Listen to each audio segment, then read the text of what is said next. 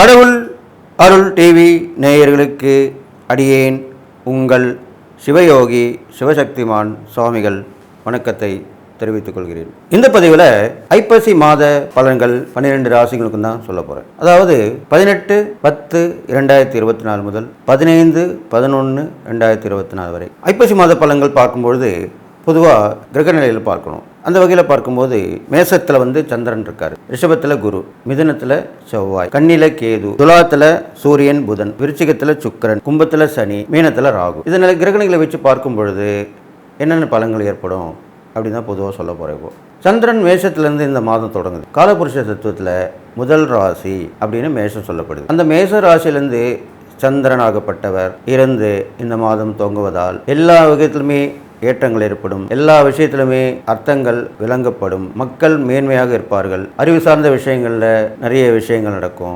ஆன்மீகம், மருத்துவம், கல்வி இந்த சம்மந்தப்பட்ட விஷயங்கள் எல்லாமே முன்னேற்றம் அடையும்.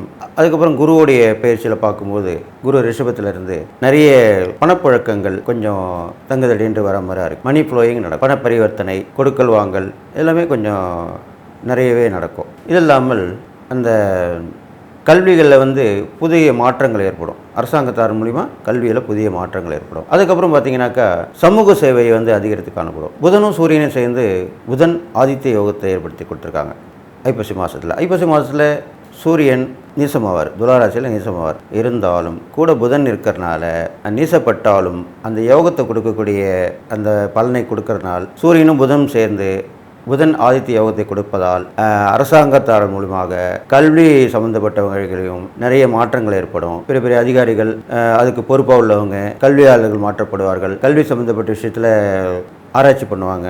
வர்த்தகம், வாணிகம் இதெல்லாமே நிறைய சிறப்பாக இருக்க போகுது. ஏற்றுமதி, இறக்குமதி, பொருட்கள் வாங்குவது, விற்பது இதெல்லாமே நிறைய நடக்கும். இதுவும் அல்லாமல் அரசாங்கத்தின் மூலமாக முதலீடுகள் பெறப்படும். அண்டை நாடுகளிலிருந்து முதலீடுகள் பெறப்படும். வெளி மாநிலங்கள் மூலியமாகவும் உதவி ஒத்தாசைகள் கிடைக்கும். நிறைய பணப்புழக்கங்கள் அரசாங்கத்துக்கு சேரும். அது மூலிமா பல நலத்திட்டங்கள் அரசாங்கம் அறிவித்து ஏழை எளிய மக்களுக்கு உதவி புரிவாங்க. இதெல்லாமே இந்த ஐப்பசி மாதத்தில் நடக்க போகுது. பெரும்பாலும் சிவன் கோயிலில் நிறைய விசேஷங்கள் நடக்கும். ஐப்பசி மாதத்தில் தான் சிவன் கோயிலில் விசேஷம் நடக்கும். ஏன்னா சூரியன் நீசப்பட்டிருப்பதால் அவருக்கு சக்தியை கொடுக்கக்கூடிய வகையிலேயே அவருக்கு அபிஷேக பிரியர். எல்லா சிவாலயங்களுமே அபிஷேகங்கள் நடக்கும். அந்த ஐப்பசி மாத பௌர்ணமி அன்று தான் அன்னாபிஷேகம் வருடத்திற்கு ஒரு முறை வரும். அந்த அன்னாபிஷேகம் நடக்க போகுது. அப்போது இறைவனுக்கே நம்ம அன்னம் சார்த்தி அந்த அபிஷேகம் பண்ணும்போது மக்களுக்கு பஞ்சம் பட்டினி எல்லாம் இல்லாமல் எல்லாருக்குமே உண்ண உணவு, உடுக்க உடை, இருக்கிடம் இது மாதிரிலாம் கிடைக்க போகுது. அத்தியாவசியமான பொருட்கள், மனித குலம் வாழ்வதற்குண்டான விஷயங்கள் எல்லாமே அந்த இறைசக்தியால் நடக்கும். இதுதான் இந்த ஐப்பசி மாதத்துடைய பெருமையான பலனாக சொல்லப்படுது. மாநிலத்தால் வெளி மாநிலத்தவர் மூலிமா இங்கே அவங்களுக்கும் நல்ல உதவிகள் கிடைக்கும். அவங்க நம்மளுக்கு உதவிகரமாக இருப்பாங்க. இது மாதிரிலாம் நடக்கும். குழந்தைங்களுடைய முன்னேற்றங்கள் அதிகமாக இருக்கும். குழந்தை நலம் சொல்லுவாங்க இல்லையா, கல்வி சம்மந்தப்பட்ட மாதிரி குழந்தைகள் நலத்துறைன்னு சொல்லுவாங்க. அதெல்லாம் விஸ்தரிக்கப்படும். அந்த குழந்தைகள் நலத்துறை ரொம்ப கவனமாக இப்போது மேற்பார்வையோடு இருந்து செயல்பட போகுது. ஏன்னா எங்கே பார்த்தாலுமே இந்த இளம் சிறார்கள் குழந்தைகள் தானே கெட்டு போகிறாங்க. அதனால் அவங்களுக்காக அந்த துறையை மேற்பார்வையால் இருக்கப்பட்டு ஆராய்ச்சி பண்ணி எல்லோரும் யார் யார் போடணும், யார் யார் கவனிக்கப்பாக இருக்கணும் அப்படின்னு சொல்லிட்டு குழந்தைகள் நலத்துறையும் மகளிர் துறையும் கண்டிப்பாக மேம்படும். இவங்க 2 பேர் தான் வீக்கஸ்ட் செக்ஷன் சொல்லுவாங்க. குழந்தைகளும் பெண்களையும் தான் நம்ம பாதுகாக்க நம்ம கடமைன்னு சொல்லி ஆண்களுக்கு சொல்லப்பட்டிருக்கு. நிறைய தெய்வங்களுடைய ஆசீர்வாதங்கள் கிடைக்க போகுது எல்லாருக்கும், மக்களுக்கு.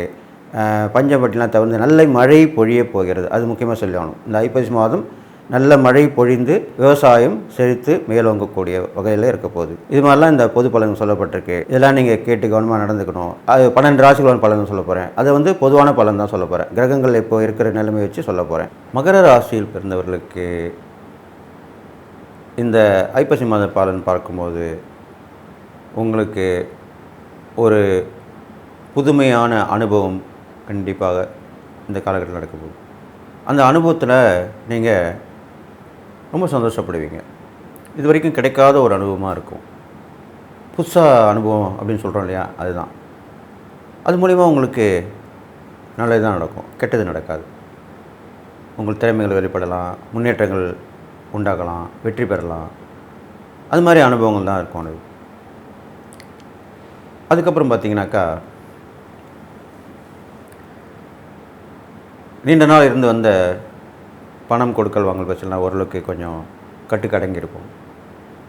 சரி பரவாயில்ல, அப்புறமா கொடு, அப்படி தான் சொல்லுவாங்க. அதுக்கப்புறம் பயணங்கள் மூலிமா சில சில ஏமாற்றங்கள்லாம் சந்தித்து வந்திருப்பீங்க. அது எல்லாமே இப்போ உள்ள காலகட்டங்களில் கொஞ்சம் விலகி போயிடும். ஒரு பயணம் போவீங்க, இன்னொரு பயணம் போவீங்க, 2வது 3வது பயணம் போகும்போது அது சக்ஸஸ் ஆகிடும். தொடர்ந்து நிறைய தோல்விகளை சந்தித்து வந்திருப்பீங்க. இப்போது அது வெற்றி தான் கொடுக்கும். தொடர் முயற்சின்னு சொல்கிறேன் இல்லையா, அதுதான். அப்படி பண்ணிட்டு வந்தீங்கனாலே கண்டிப்பாக நல்லது நடக்கும். இது இல்லாமல் மகராசிக்காரங்களுக்கு குருவோட பயிற்சி நல்லா தான் இருக்குது. நினச்ச விஷயங்களுமே நடக்கும். உங்கள் மனசில் தோன்றது எல்லாமே அது மூலிமா நீங்கள் செயல்பட்டு அது மாதிரி வெற்றி அடைவீங்க.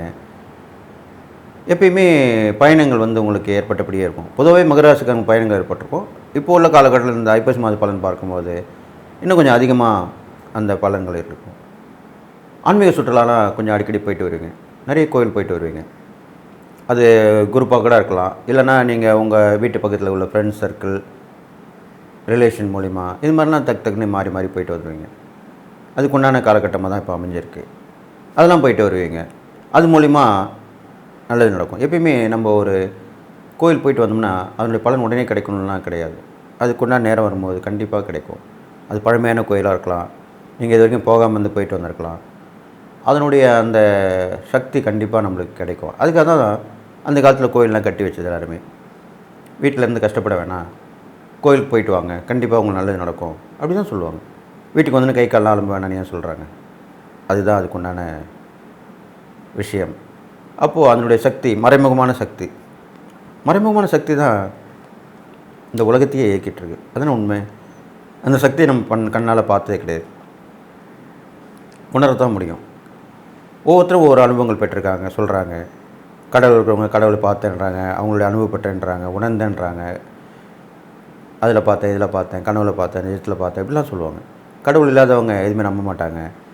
நான் பண்ணுறேன், நான் உழைக்கிறேன், நான் தான் எல்லாமே பண்ணுறேன், நான் தான் தனியாக வந்தேன் அப்படிலாம் சொல்லுவாங்க. அதுக்காக ஒரு இறைசக்தி இல்லைன்னு ஆகிடுமா என்ன? கண்டிப்பாக இருக்குது. இறைசக்தி இருக்குது. மக்கள் இயங்கிட்டு தான் இருக்காங்க. கிரகங்களும் இயங்கிட்டு தான் இருக்குது. நம்ம வசிக்கக்கூடிய இந்த பூமியும் இயங்கிக்கிட்டு தான் இருக்குது. எல்லாமே இயங்கிக்கிட்டு தான் இருக்குது. அதுக்குண்டான நேரங்காலம் வரும்போது நல்லது நடக்கும், கெட்டது நடக்கும், மாறி மாறி தான் நடக்கும். இப்போ இயற்கை சீற்றங்கள்லாம் வருது, அதெல்லாம் எப்படி நடக்குது? அதை மீறி எதுவுமே செய்ய முடியலையே. அப்போது எவ்வளோ விஞ்ஞானம் கண்டுபிடிச்சாலுமே அந்த இயற்கை முன்னாடி நம்ம நிற்க முடியல. நிலநடுக்கம், சுனாமி போன்ற பேர அழிவு, புயல், வெள்ளம், இதெல்லாமே தப்பிக்க முடியாது.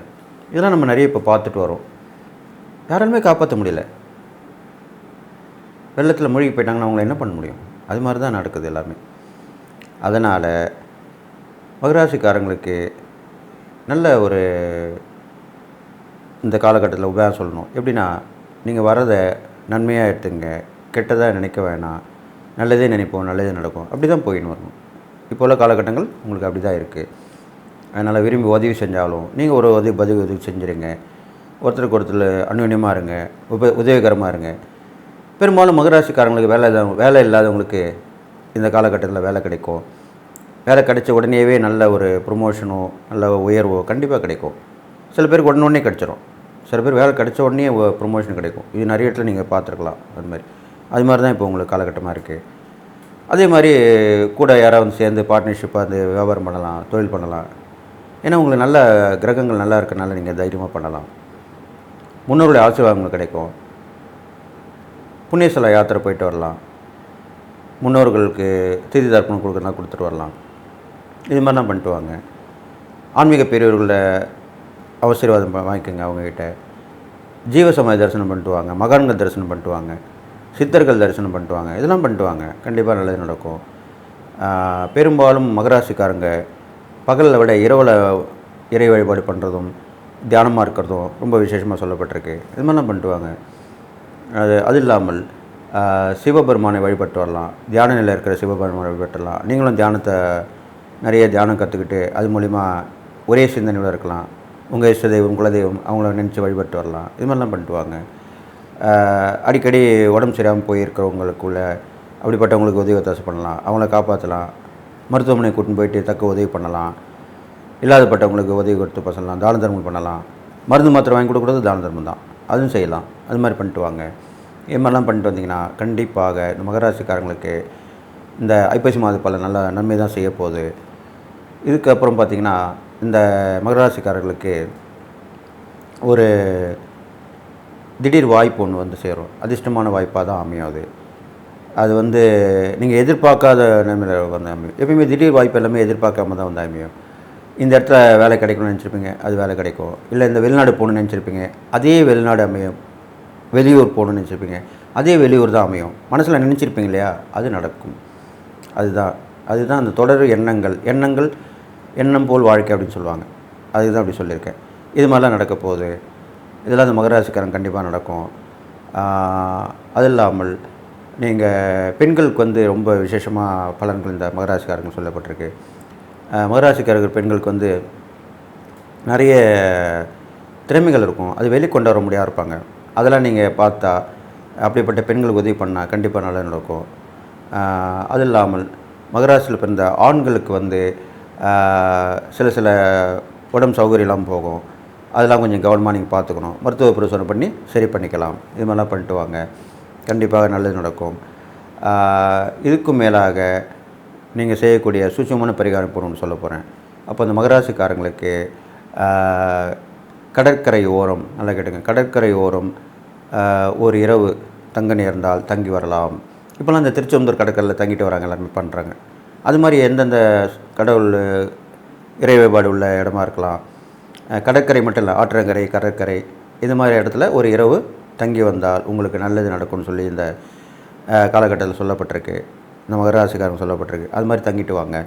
கண்டிப்பாக உங்களுடைய தோல்விகள் போய் வெற்றிகள் ஏற்படும், புதிய வாய்ப்புகள் உருவாகும். எல்லாமே நன்மையாக தான் நடக்க போகுது. உங்களுக்கு எல்லா கிரகங்களும் நல்ல பயிற்சியில் தான் இருக்காங்க. உங்களுக்கு அதை பற்றி கவலைப்பட வேண்டாம். நீங்கள் உண்டு உங்கள் வேலை உண்டு இருந்தாலே போதும். அதிகமாக பேச்சு குறைச்சிக்கோங்க, அதிகமாக பேச்சு பேச வேணாம், வம்பில் போய் மாட்டிப்பீங்க. அது மட்டும் கூட கண்டிப்பாக நீங்கள் தவிர்க்கணும். அது இல்லாமல் வந்து மகராசிக்காரங்க பார்த்திங்கனாக்கா அவங்களுடைய தாய் தந்தர் வழி உறவுகளை வந்து போற்றி பாதுகாக்கணும். அவங்ககிட்ட இப்போ இந்த மூல காலகட்டங்களில் கொஞ்சம் இணக்கமாக இருக்கிறது நல்லதுன்னு சொல்லப்பட்டிருக்கு. பெரியப்பா பெரியம்மா, சித்தப்பா சித்தி இப்படி தான் இருப்பாங்க இல்லையா, அத்தை மாமா, அந்த உறவுகளை வந்து போற்றி பாதுகாத்து வரணும்.